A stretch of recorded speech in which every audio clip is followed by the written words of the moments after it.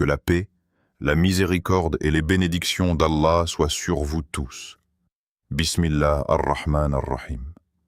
Louange à Allah, le tout miséricordieux, le très miséricordieux, le maître des mondes, le créateur de l'univers visible et invisible, celui qui a façonné chaque créature, de la plus gigantesque galaxie à la plus minuscule des fourmis qui foulent le sol de notre terre. Que la paix, les bénédictions et le salut les plus parfaits soient accordés à notre noble et bien-aimé prophète Muhammad, l'enseignant de l'humanité, l'exemple de compassion pour toutes les créatures, ainsi qu'à sa sainte famille, ses compagnons vertueux et tous ceux qui marchent sur ses pas avec sincérité, amour et dévotion jusqu'au jour du jugement dernier. Mes chers frères et sœurs en humanité, mes chers frères et sœurs en islam, et tous nos chers invités, y compris nos respectables frères et sœurs chrétiens, qui se joignent à nous ce soir pour ce moment d'échange, de partage spirituel et de réflexion commune, je vous souhaite la plus chaleureuse des bienvenues dans ce direct.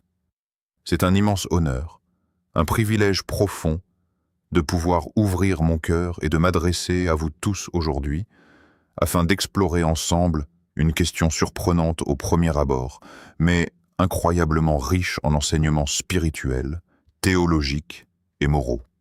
La question qui m'a été soumise, et qui servira de fil conducteur à notre live public d'aujourd'hui, concerne un phénomène quotidien auquel nous avons tous été confrontés au moins une fois dans nos vies, l'apparition des fourmis dans nos maisons.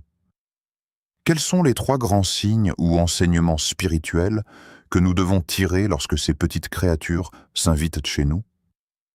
Comment la révélation divine, à travers le noble Coran et la tradition de notre bien-aimé prophète Muhammad, que la paix et le salut soient sur lui, nous éclaire-t-elle sur ce sujet?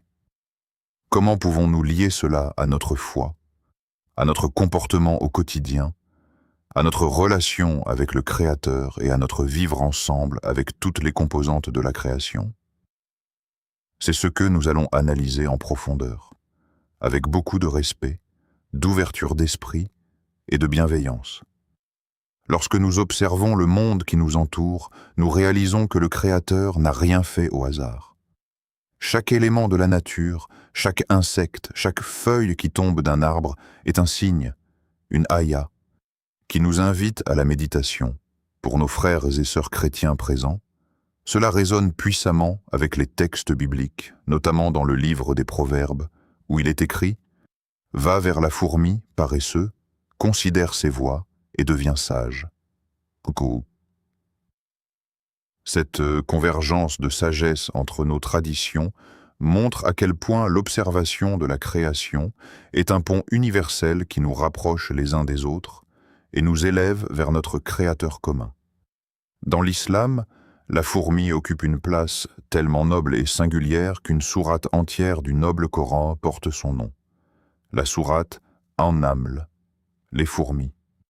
Allah, le Très-Haut, le sage par excellence, a choisi d'immortaliser le comportement, l'intelligence et la structure sociale de cet insecte dans sa parole éternelle afin que nous en tirions des leçons de vie. Ainsi, l'apparition de ces créatures sous notre toit ne doit pas simplement être perçue comme un désagrément domestique ou un problème d'hygiène à régler rapidement avec des produits chimiques. Non, mes chers amis, cela va bien au-delà. C'est un appel à la réflexion spirituelle, une occasion de nous poser des questions essentielles sur nous-mêmes. Aujourd'hui, nous allons développer 3 grands signes fondamentaux, 3 messages spirituels que l'apparition des fourmis dans nos foyers doit nous rappeler. Le premier grand signe à connaître lorsque des fourmis apparaissent dans votre maison est l'appel à la vigilance spirituelle, à la solidarité humaine et à la protection de la famille.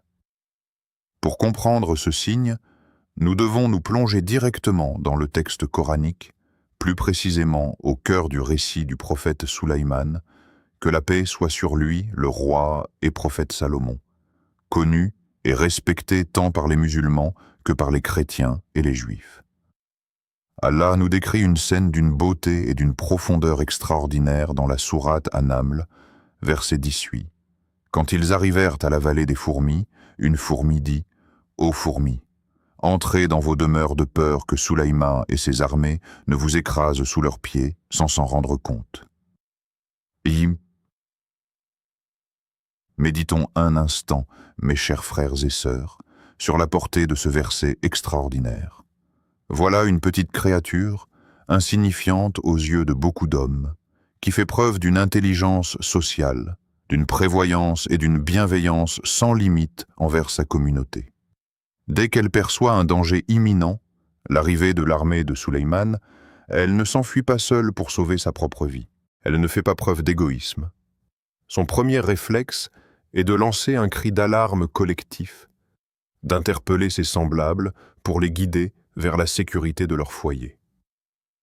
Ce comportement de la fourmi est le premier grand signe que son apparition dans votre maison doit vous rappeler. La sacralité de la protection de votre foyer et de votre famille. Lorsque vous voyez ces fourmis se déplacer en rang serré, s'entraider, communiquer et travailler ensemble pour sécuriser leur nid, posez-vous la question suivante. Comment va mon propre foyer? Suis-je un protecteur pour ma famille?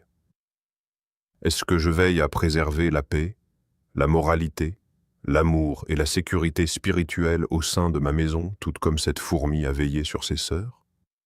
De nos jours, nous vivons dans une société extrêmement individualiste, où chacun court après ses propres intérêts, oubliant parfois ses parents, ses enfants, ses voisins. La fourmi qui traverse votre salon est un rappel vivant envoyé par votre Créateur pour vous dire « Regardez comment je protège les miens. Regardez comment je travaille pour le bien-être de ma communauté. Ne laissez pas l'égoïsme détruire votre foyer. Soyez unis, soyez solidaires. Protégez-vous les uns les autres contre les dangers visibles et invisibles de ce monde. » Le prophète Mohammed, que la paix et le salut soient sur lui, a dit dans un hadith très célèbre rapporté par l'imam al-Bukhari. « Chacun d'entre vous est un berger et chacun d'entre vous est responsable de son troupeau. » La fourmi dans la vallée a assumé sa responsabilité de bergère en avertissant son peuple. De la même manière, lorsque ces créatures apparaissent chez vous, elles vous rappellent votre rôle de gardien de votre demeure, de protecteur des valeurs morales et de la paix familiale. Le deuxième grand signe majeur lié à l'apparition des fourmis dans nos maisons est le rappel puissant de l'abondance, du partage de la subsistance et de la condamnation absolue du gaspillage. Dans la tradition islamique, la fourmi est le symbole par excellence de la quête active et honnête de la subsistance, ce que nous appelons le rizq. La fourmi ne reste pas assise dans son nid à attendre que la nourriture lui tombe du ciel. Elle sort, elle cherche, elle transporte des fardeaux qui pèsent parfois plusieurs fois son propre poids, et elle stocke avec une prévoyance qui force l'admiration. Mais il y a un aspect encore plus profond à méditer. Pourquoi les fourmis entrent-elles généralement dans nos maisons? Elles y entrent presque toujours parce qu'elles y trouvent des traces de nourriture, des miettes laissées sur le sol, des résidus de sucre ou des aliments mal conservés. Spirituellement, c'est un signe direct qui nous invite à examiner notre rapport à la nourriture, à la richesse et au gaspillage. Allah, le Très-Haut, nous dit dans le noble Coran, dans la sourate Al-Isra, le voyage nocturne, versets 26 et 27, « Et donne aux proches parents ce qui lui est dû, ainsi qu'aux pauvres et aux voyageurs en détresse. Et ne gaspille pas indûment, car les gaspilleurs sont les frères des diables, et le diable est très ingrat envers son Seigneur. » L'apparition des fourmis autour de nos miettes est un miroir qui nous est tendu. Elle nous rappelle que ce que nous considérons parfois comme insignifiant, une miette de pain, un grain de riz, un reste de repas que nous jetons sans y penser, est une source de vie et de subsistance précieuse pour d'autres créatures de Dieu. Cela doit éveiller en nous une profonde gratitude envers Allah pour l'abondance dans laquelle nous vivons. Si nous avons le luxe de laisser tomber de la nourriture, c'est que nous sommes riches. Mais cette richesse, s'accompagne d'une responsabilité spirituelle. Le gaspillage alimentaire est un péché qui éloigne la bénédiction, la baraka, de nos maisons. En observant ces fourmis récupérer méticuleusement la moindre miette avec respect et effort, nous devrions avoir honte de notre propre négligence envers les bienfaits de Dieu. Cela doit également nous pousser à la charité. Si une simple fourmi passe sa journée à chercher de quoi nourrir sa colonie, qu'en est-il de nous, êtres humains dotés de raison? Pensons-nous à partager notre subsistance avec ceux qui ont faim, avec nos voisins en difficulté, avec les pauvres de nos communautés, qu'ils partagent notre foi ou non? La générosité est une valeur universelle, et la fourmi nous rappelle que la subsistance doit circuler, qu'elle ne doit pas être thésaurisée de manière égoïste. En nettoyant notre maison et en évitant de laisser traîner de la nourriture, nous ne faisons pas seulement un geste d'hygiène, nous accomplissons un acte d'adoration en respectant la subsistance qu'Allah nous a accordée et en refusant le gaspillage. Le troisième grand signe que nous devons comprendre lorsque des fourmis se manifestent dans nos demeures est l'enseignement profond de l'humilité, de la communication bienveillante et du respect absolu de la vie sous toutes ses formes. Pour analyser ce point, revenons un instant à la réaction du prophète Sulaïman, que la paix soit sur lui, lorsqu'il a entendu la fourmi parler. Le Coran nous décrit ce moment magnifique dans la sourate An-Naml, verset 19. Il sourit, s'amusant de ces paroles, et dit « Ô mon Seigneur, permets-moi d'être reconnaissant pour le bienfait dont tu m'as comblé, ainsi que mes parents, et de faire de bonnes œuvres qui te plaisent, et fais-moi entrer, par ta miséricorde, parmi tes serviteurs vertueux. » Doyah.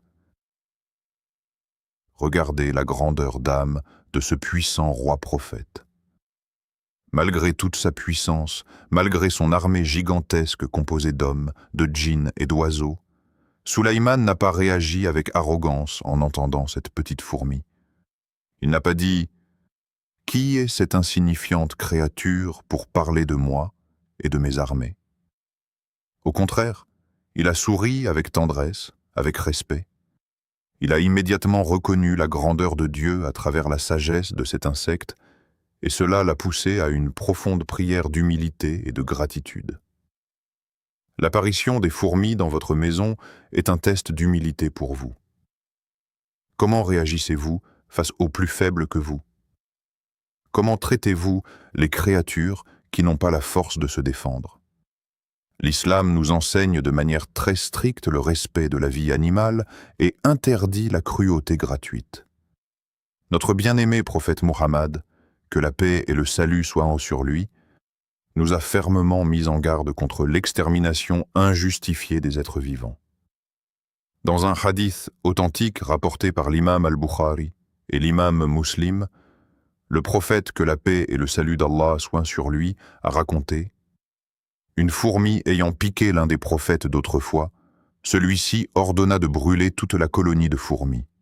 Allah lui révéla alors « Parce qu'une seule fourmi t'a piqué, tu as brûlé une communauté entière qui célébrait mes louanges. Quelle leçon bouleversante d'écologie, de justice et de compassion. » Ce hadith nous enseigne que même les fourmis passent avec leur temps à glorifier Allah d'une manière que nous ne comprenons pas. Allah dit dans la sourate Al-Isra, verset 44, « Les 7 cieux et la terre et ceux qui s'y trouvent célèbrent sa gloire. Et il n'y a rien qui ne célèbre sa gloire et sa pureté, mais vous ne comprenez pas leur façon de le glorifier. Lorsque des fourmis apparaissent chez vous, elles vous rappellent que votre maison est habitée par d'autres créatures qui adorent Dieu. Cela exige de notre part de l'humilité. Si ces insectes deviennent trop envahissants et causent des dommages réels à notre santé ou à notre habitation, il nous est bien sûr permis de trouver des solutions douces et respectueuses pour les éloigner ou les repousser, mais jamais par vengeance, haine ou cruauté gratuite comme l'usage du feu, qui est formellement interdit en islam pour tuer une créature vivante. C'est un rappel puissant que nous devons être des agents de paix, de préservation et de compassion sur cette terre.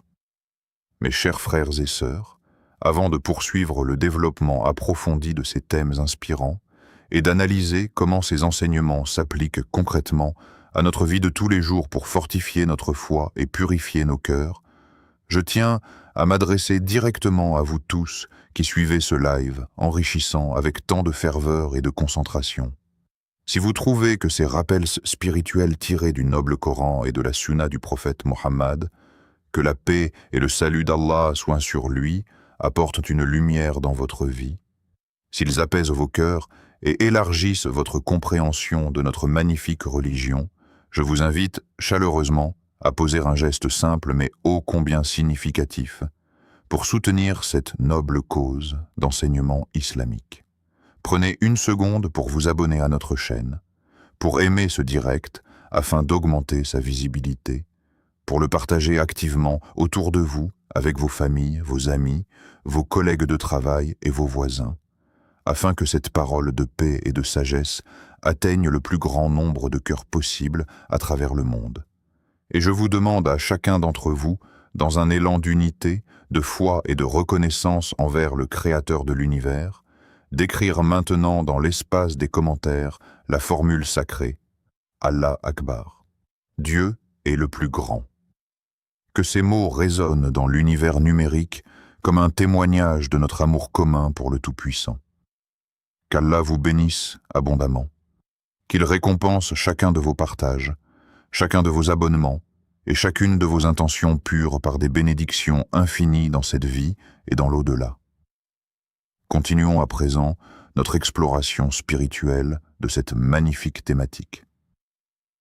En analysant de plus près ces trois signes, la protection de la famille, le respect de la subsistance contre le gaspillage et l'humilité face à la création, nous découvrons une dimension encore plus profonde qui touche à notre hygiène de vie globale, tant physique que spirituelle. Les fourmis sont des créatures d'une propreté exemplaire. Elles passent un temps considérable à nettoyer leur nid, à éliminer les déchets et à maintenir un environnement sain pour la survie de leur colonie. En s'invitant dans nos maisons, elles agissent parfois comme un indicateur naturel de l'état de notre environnement direct. En islam, la propreté n'est pas une simple habitude hygiénique, elle est un pilier fondamental de la foi. Le prophète Mohammed, que la paix et le salut soient sur lui, a dit dans un hadith célèbre, « La propreté est la moitié de la foi ». Lorsque nous laissons s'accumuler le désordre, la poussière ou les restes de nourriture, nous créons un environnement propice à l'apparition des insectes. Mais spirituellement, nous laissons également la négligence s'installer dans nos cœurs. L'apparition des fourmis est donc une invitation divine à purifier nos foyers, à faire le ménage physique, mais aussi à purifier l'atmosphère spirituelle de nos maisons par la récitation du Coran, par la prière et par l'évocation constante d'Allah, ce que nous appelons le dhikr. Une maison où l'on se souvient d'Allah est une maison remplie de lumière, de paix et de bénédiction, où les anges aiment descendre et d'où les influences négatives s'enfuient. Pour nos frères et sœurs chrétiens qui partagent ce moment d'écoute avec nous, il est fascinant de voir à quel point l'éthique de travail, la discipline et la vie communautaire de la fourmi sont célébrées dans l'ensemble des traditions monothéistes. La fourmi travaillait sans son chef visible pour la forcer, sans surveillant pour la punir, guidée uniquement par un instinct de préservation et de service envers sa communauté que Dieu a placé en elle. Quel exemple incroyable pour nous, êtres humains. Nous qui avons besoin de lois, de caméras, de superviseurs et de sanctions pour bien faire notre travail, nous devrions regarder la fourmi et apprendre d'elle l'autodiscipline, l'honnêteté professionnelle et le sens du devoir accompli pour le bien commun. Que nous soyons au travail, à l'école, à l'église, à la mosquée ou au sein de notre propre foyer, nous devrions accomplir nos tâches avec la même rigueur, le même dévouement et le même sérieux que cette petite créature. En agissant ainsi, nous transformons nos actions quotidiennes en acte de dévotion envers notre Créateur. Le prophète Mohammed, que la paix et le salut d'Allah soient sur lui, a dit « Certes, Allah aime que lorsque l'un de vous accomplit un travail, il le fasse de la manière la plus parfaite possible. La perfection dans le travail est une forme d'adoration, et la fourmi en est l'illustration la plus parfaite dans le règne animal. De plus, nous devons méditer sur la manière dont la fourmi communique. Dans le verset de la sourate An-Naml, la fourmi n'a pas crié de panique, elle n'a pas insulté l'armée de Sulayman, elle n'a pas semé le chaos. Elle a parlé avec clarté, précision et justice, en précisant bien que Sulayman et ses armées risquaient de les écraser sans s'en rendre compte. Voyez-vous cette justice extraordinaire? Même face à un danger de mort imminent, la fourmi refuse de prêter de mauvaises intentions à autrui. Elle excuse l'armée à l'avance, en disant qu'il ne ferait pas cela exprès. Quel enseignement moral inestimable pour nous! Combien de fois, dans nos relations humaines, nos mariages, nos amitiés ou nos rapports professionnels, prêtons-nous immédiatement de mauvaises intentions à nos frères, des sœurs, dès qu'une erreur est commise? Combien de conflits, de divorces et de ruptures de liens familiaux pourraient être évités si nous appliquions la théologie de la fourmi? Accorder des excuses à autrui, supposer la bonne foi de notre prochain et parler avec douceur et justice. Le prophète Mohammed, que la paix et le salut d'Allah soient sur lui, nous a enseigné d'accorder jusqu'à 70 excuses à notre frère ou notre sœur avant de porter un jugement négatif sur lui. En intégrant cette sagesse, nous purifions nos cœurs de la suspicion, du ressentiment et de la colère, des sentiments destructeurs qui empoisonnent l'atmosphère de nos maisons bien plus sûrement que n'importe quel insecte. Enfin, mes chers et aimés auditeurs, comprenons que chaque événement de notre vie, chaque détail insignifiant en apparence, est une porte ouverte vers la connaissance de Dieu. L'apparition de ces fourmis dans nos maisons ne doit plus jamais être regardée de la même manière. Désormais, chaque fois que vous verrez une file de fourmis traverser votre cuisine ou votre jardin, vous vous souviendrez de la vallée de Sulayman. Vous vous souviendrez de l'importance de protéger votre famille, de la nécessité absolue de préserver votre subsistance contre le gaspillage, de la valeur inestimable de la charité et de l'humilité que nous devons cultiver face à toutes les créatures de Dieu. Nous devons apprendre à vivre en harmonie avec la nature, à respecter l'équilibre écologique complexe que le Créateur a mis en place pour notre propre survie. La terre ne nous appartient pas en exclusivité. Nous en sommes les dépositaires, les gardiens responsables devant le Maître de l'univers au jour du jugement. Je prie Allah, le Très-Haut, le Tout Miséricordieux, de purifier nos foyers de toute discorde, de tout mal et de toute négligence. Je prie Allah de bénir notre subsistance, de remplir nos cœurs de gratitude pour ses bienfaits infinis, et de nous accorder la sagesse de comprendre ses signes à travers sa magnifique création. Puissions-nous être des sources de paix, de compassion et de bienveillance pour chaque être vivant que nous croisons sur notre chemin. Je tiens à remercier chaleureusement chacun d'entre vous pour votre présence, votre écoute attentive et la beauté de cet échange interreligieux et humain.